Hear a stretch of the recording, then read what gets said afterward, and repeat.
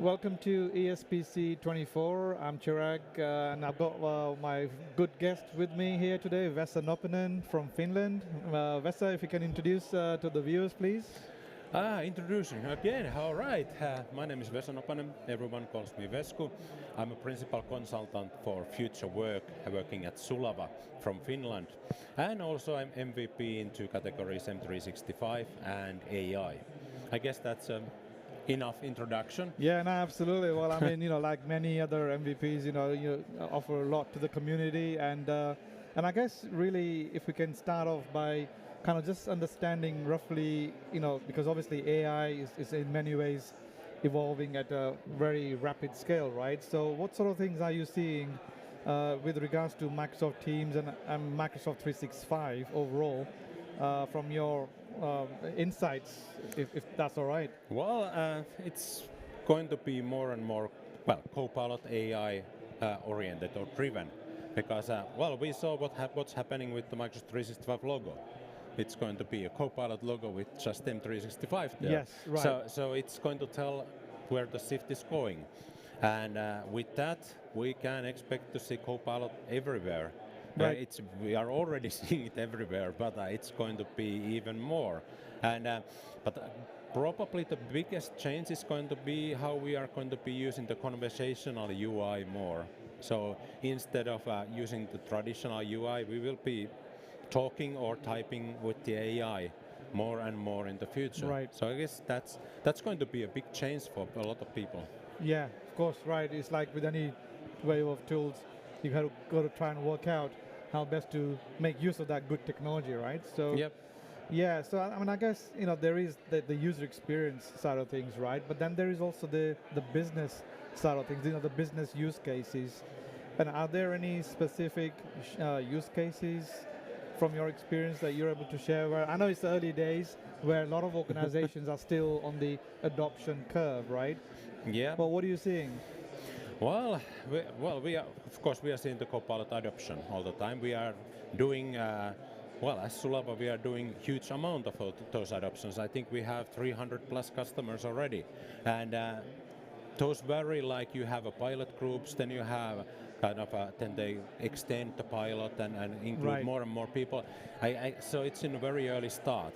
Okay. But now what's happening with agents, that's already changing. Like they just came out and people are already creating knowledge agents because that's so easy. So Right. we will be seeing that going forward quite a lot. So you have the ability to have the knowledge to your fingertips, literally, as you type, and that you can put into the meetings, the projects everywhere. Right. So it's a simple thing, but it's going to change. Powerful. It's very powerful, and of course AI is everywhere in other places as well, because we don't forget the Azure AI, and there's those use cases, they're numerous. Yeah. Because Right. but now the focus is on a lot on Copilot and adopting that, because we need to change how we are working and Right. thinking, and that's a big change. But it's already seeing like. We have seen Copilot saves that and that much time. Right. But it's also changing the thing. I get more done.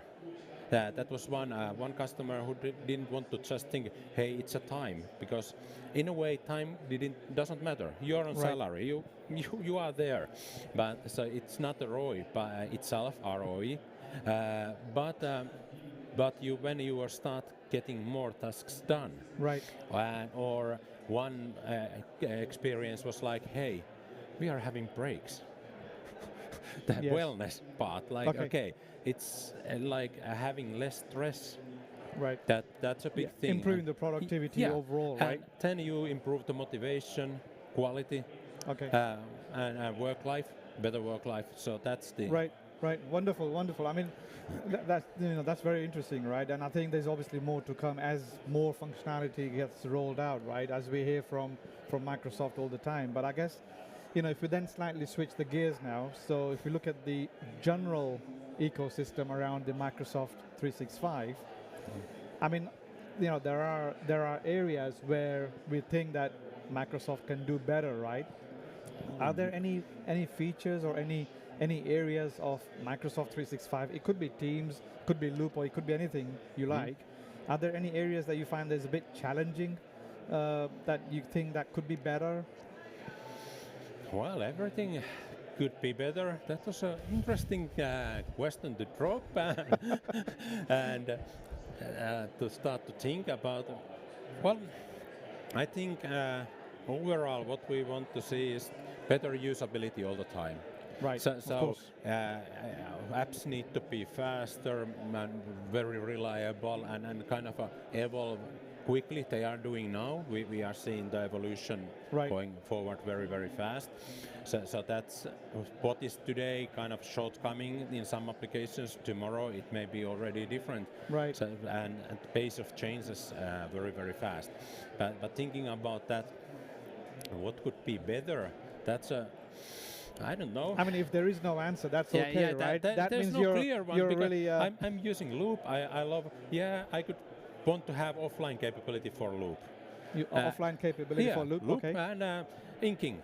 Yes. Then let's not tell anyone. But then, why would I need OneNote anymore after that?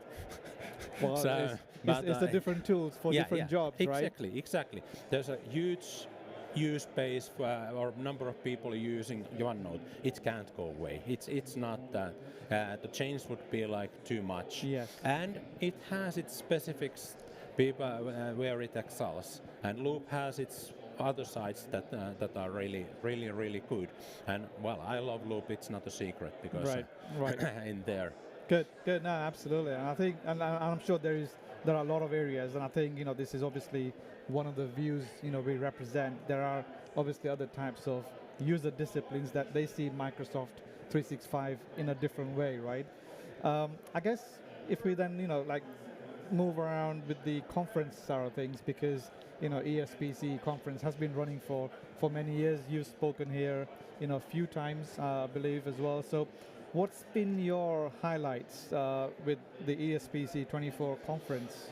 Okay, I guess my highlight was to be on stage with Donna, the tortured co-pilots department. That was fun. That was so much fun, and to be there and audience enjoyed that as well. So it's a. If you missed that, I'm so sorry. You need to see that. I know she will be doing those in other events as well. So don't miss that because it's just so much fun. The other highlights, of course, the Microsoft AMA. Ask me anything like the panel talk that was right after the opening keynote. There was great insights hearing from Jeff and the others who were there. So having these are perhaps those like from conference sessions perspective. But of course, the best thing, meeting people, absolutely. having fun together, and because we meet at these events. There's a huge number of friends we see here. We don't see them very often in other places, but that's having that vibe here. Yes, the conference vibe. It's really. And that's the wonderful thing about this conference, right? Because it offers, like you said, not just the sessions, but like it's all the other experiences that you can sort of mingle with people, and I mean, again, like I think several countries people are coming from, right? All the attendees, so including the speakers. 51 or 52 I think countries or something like that. Yeah, so it's a huge, diverse range of countries, where people come to the ESPC, and I guess maybe just pick up on the community theme there, right? Because it is that that community experience, right? When we're meeting with folks here, I guess for somebody who's wanting to enter the community, right? Who want to share their experience on the work that you do, for example, there. What would you advise for somebody to be part of the community? I mean, obviously, community is open for everybody, right? But what sort of advice or tips you would share that makes it easier for anyone to really be part of the community? Well, contact your local people, local user group or your area user group. It's easier to get started with your own language to share the knowledge. User group meetings, a lot of them are online, but some of them are on site. So just jump to that. So contact your local community, but also don't be afraid to contact any of us. Yes. Who are active in the community. Just ask for tips. if you want what you want to do. But keep in mind, like I think what drives you, what's the passion, what you are passionate about in the technology, because that's the thing. Right? It's the passion that's going to drive you, Right. and don't try to pick a topic that's too eccentric or you don't like know too much. Right. But thinking about, hey, this is a good topic, but pick a topic you love. Right, and I especially love what you do, right? Yeah. So that's what it's all about ultimately. And I think, and also, I mean, even myself, I mean, like yourself, I'm sure too, we learn from others too. So, nobody, as much as we can say we're expert, but we're only an expert up to a point of time, and things are always evolving all the time. So we're obviously learning from each other at all times. So. And was it at the keynote when it was very well said, or was that the session like we learn the best when we are teaching others? Yeah, I think there's a good phrase. Yeah, absolutely. Yeah, and keep practicing, and you'll become perfect. So yeah. Well, that's good to hear that those tips. So they're very easy tips. You can reach out to all the community, use the groups and everything else, and just basically connect with people really, and all those things. So I guess maybe just on the final note then. Yeah, and before that, I want to add that don't be afraid to start talking, because you don't have to be perfect. Nobody's expecting that. Right. They want to hear what you share. What's your knowledge you want to share? Your tips and tricks. And that's always going to be there, right? It's there. You know the topic. You talk about that. You don't have to be too nervous about that. Yeah. Well, when you start talking, it's speaking at the events or speaking at user group. You are always nervous in the beginning, but that's okay. A good thing, right? Yeah, that's we're human, so absolutely. It's okay. That's perfectly okay. Good. Now, thank you, Vesku. I really appreciate that. I call Vesku because that's your nickname, right? Yeah, it is. Just call me Vesku. Great. Well, look, I want to say thank you, Vesa, for sharing your insights and your thoughts. And I appreciate, you take things away from this session here. And of course, take care, and obviously hope to see you sometime at another community event. Yeah. Thank you, Chirag. Thank you for inviting me. Good. It was a pleasure. Pleasure.